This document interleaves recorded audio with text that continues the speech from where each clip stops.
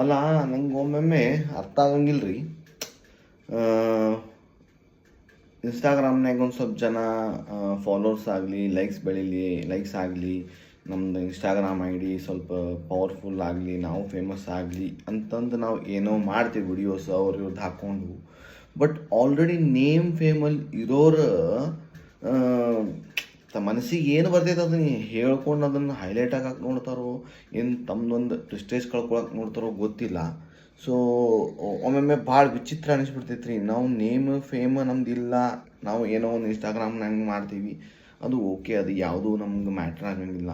Already ಒಂದು best ಒಂದು ಪ್ಲ್ಯಾಟ್ಫಾರ್ಮ್ನಾಗ ಇರೋರು ಅನುಶ್ರೀ ಮೇಡಮ್ ಒಂದು ಚಲೋ ಆ್ಯಂಕರ್, ಒಂದು ಕನ್ನಡ ಇಂಡಸ್ಟ್ರಿ ಒಳಗೆ ಒಂದು ಚಲೋ ಆ್ಯಂಕರ್ ಅಂತ ಅನಿಸ್ಕೊಂಡವ್ರು ವಿಚಿತ್ರವಾಗಿ ಅದನ್ನು ತಮ್ಮದು ಒಂದು ಇಮೇಜ್ ಹಾಳು ಮಾಡ್ಕೊಳಕ್ಕೆ ಈ ಥರ ಒಂದು ಮಾತಾಡ್ತಾರೆ ಗೊತ್ತಿಲ್ಲ. ಫೇಮ್ ಇದ್ದು ಅಲ್ಲಿ ದೊಡ್ಡ ದೊಡ್ಡ ಆರ್ಟಿಸ್ಟ್ ಬಂದಾಗ ತಾವು ಹೈಲೈಟ್ ಆಗಕ್ಕೆ ಮಾಡ್ತಾರೋ ಏನೋ ಗೊತ್ತಿಲ್ಲ.